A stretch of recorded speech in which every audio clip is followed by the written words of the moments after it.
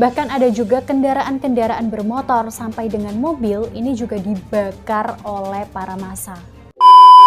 Halo assalamualaikum, welcome back, balik lagi sama aku Dia and welcome to Kamar 13. Oke, welcome to my room. Kalau kita ngomongin tentang demo pada tanggal 11 April kemarin dan masih banyak diperbincangkan, baik itu di sosial media, di YouTube, di TV, aku yakin semuanya pasti ngebahas tentang hal ini. Tapi ternyata kerusuhan yang terjadi pada tanggal 11 April kemarin bukanlah satu-satunya kerusuhan yang memang terbesar sepanjang sejarah Indonesia. Kalau kita ngomongin tentang demo dan juga kerusuhan, pasti kalian langsung tertuju dengan kerusuhan serta demo yang terjadi pada tahun 1998. Di mana kita semua tahu peristiwa ini pasti peristiwa yang tidak akan pernah dilupakan oleh sejarah Indonesia. Saking rusuhnya demo pada tahun 1998 ini, sampai menyebabkan ada 4 orang mahasiswa Trisakti yang meninggal dunia dan juga menjadi korban dari peristiwa ini. So, sebelum kita mulai masuk ke videoku kali ini, aku mau ingetin lagi untuk kalian jangan lupa untuk klik dulu tombol like, comment, share ke teman-teman kalian yang lain, dan jangan lupa untuk nyalain lonceng notifikasi kalian biar aku semakin semangat untuk upload videoku berikutnya. And welcome to my room.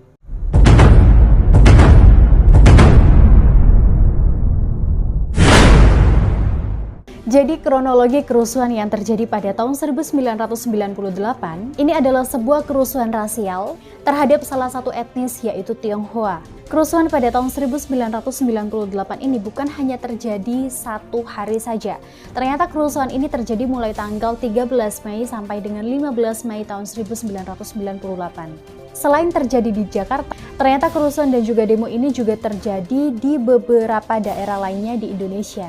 Kerusuhan atau demo pada tahun 1998 ini, memang diawali oleh krisis finansial Asia yang memang sebenarnya sudah terjadi sejak tahun 1997.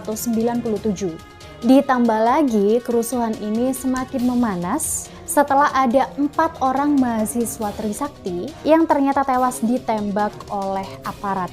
Dan penembakan ini pun juga terjadi tepat di depan kampus Trisakti pada tahun 1998. Selain terjadi di Jakarta, ternyata kerusuhan terbesar ini pun juga berpusat di Medan dan juga Surakarta. Yang lebih mirisnya lagi, pada saat tahun 1998, ternyata terdapat ratusan wanita, terutama keturunan Tionghoa, yang juga diperkosa sekaligus mendapatkan tindakan pelecehan seksual dalam kerusuhan ini. Setelah itu baru mereka dibunuh. Nah, dalam peristiwa ini sendiri, akibatnya banyak sekali warga Indonesia, terutama keturunan Tionghoa, yang meninggalkan Indonesia. Dalam kerusuhan yang terjadi pada tahun 1998 ini, diwarnai dengan adanya pengerusakan, pembakaran, beberapa bangunan sampai dengan fasilitas-fasilitas umum. Bahkan ada juga kendaraan-kendaraan bermotor sampai dengan mobil ini juga dibakar oleh para massa. So, kalau kita ngomongin tentang peristiwa yang terjadi pada tahun 1998 ini, pasti tidak terlepas dengan adanya peristiwa hebat juga, yaitu pengunduran diri Presiden Soeharto. Jadi, sebenarnya amukan ini sendiri terjadi ketika ada mahasiswa Trisakti yang memang berdiam serta berkumpul di dekat kampus. Karena memang mahasiswa Trisakti ini sedang melaksanakan sebuah aksi damai untuk meminta reformasi. Sebelum pergerakannya, mahasiswa Trisakti ini sendiri memang melakukan sebuah aksi berkabung untuk mengenang para teman-teman mereka yang menjadi korban. Nah, kejadian itu pada sekitaran jam 11.30. Nah, kemudian jam 12 waktu Indonesia Barat terjadi pembakaran sebuah truk sampah yang ditambahi pula dengan para massa demo pada saat itu melempari para aparat dengan mempergunakan batu, botol, ataupun juga benda-benda yang lain. Nah, dari hal ini sendiri akibatnya aparat mengeluarkan tembakan peringatan dan memukul mundur para mahasiswa. Pada saat itu memang massa sempat reda dan juga sempat mundur. Tapi jangan salah, di sini massa makin ngamuk dan mereka bahkan merusak gedung, membakar gedung, serta beberapa mobil di wilayah sekitaran jalan itu. Nah, sekitar pukul 1 siang, ternyata ratusan mahasiswa Atmaja menggelar aksi duka cita bagi para mahasiswa yang ternyata menjadi korban dalam tragedi Trisakti.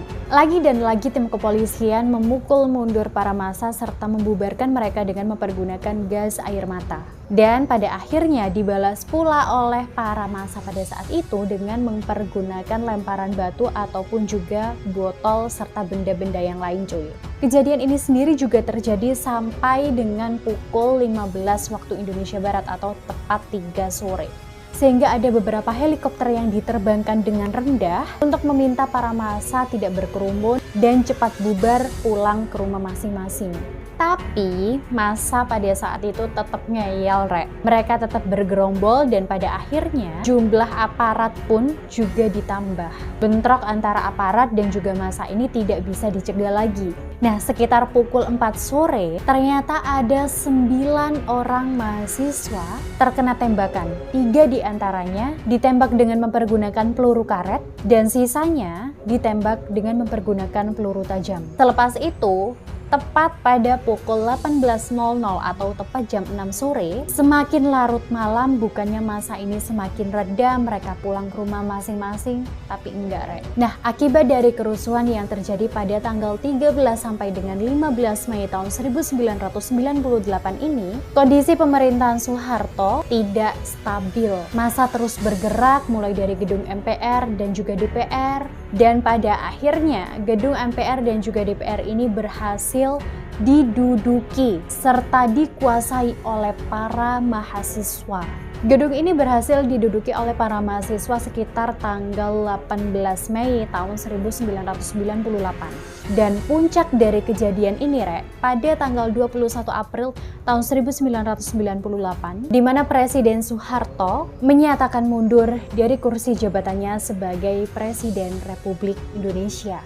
Dan era reformasi pun dimulai. So sebenarnya kalau kita sangkut pautkan lagi dengan kejadian di tanggal 11 April kemarin, mungkin ada beberapa kesamaan dan tidak menutup kemungkinan sebenarnya kejadian yang terjadi pada tahun 1998 ini bisa terulang kembali pada tanggal 11 April kemarin. Tapi janganlah ya cuy, jangan sampai terjadi, aduh amit-amit. Karena memang kerusuhan-kerusuhan yang terjadi pada tahun 98 ini rek, bisa dicegah dengan melakukan beberapa cara. Seperti dengan pembentukan KPP HAM kerusuhan Mei tahun 1998,